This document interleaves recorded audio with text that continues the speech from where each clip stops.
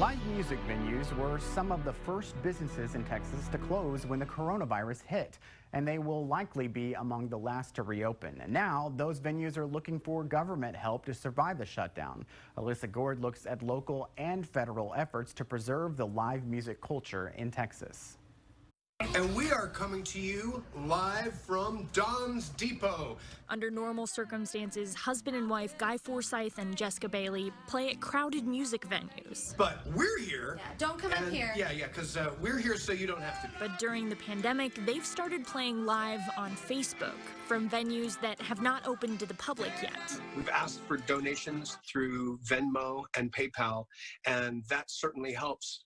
It doesn't replace the income that we were making beforehand. Austin venues like Don's Depot and Saxon Pub remain closed. Some spots like the Broken Spoke have decided to reopen at 25% capacity as the state is allowing.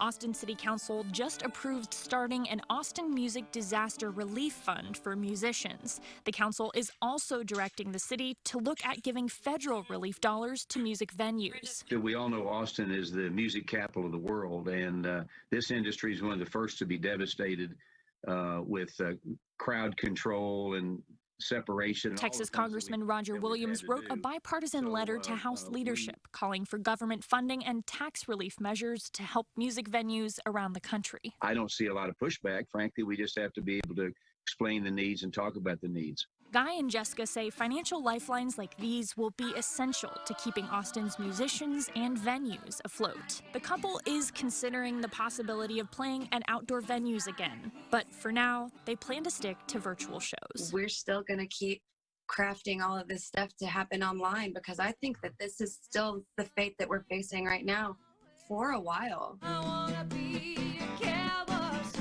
For the state of Texas, I'm Alyssa Gord. Thanks, Alyssa. More than 90 members of Congress from both parties signed on to Williams' call for federal funds to help music venues, but the legislation that could provide more federal relief funding is currently stalled on Capitol Hill amid partisan differences over what to include. Many Texans are remembering a man who spent more than 20 years serving the state in Washington. Former Congressman Sam Johnson died in Plano Wednesday of natural causes. Johnson was an Air Force fighter pilot who spent years as a prisoner of war in Vietnam. The conservative Republican served in the Texas House before being elected to Congress in 1991.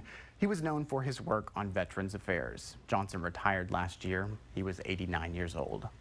Thank you again for joining us for State of Texas. I'm Josh Hinkle. Remember to do your part to stop the spread of the virus. Stay safe, stay informed. We'll be back next week to bring you an in-depth look at Texas politics.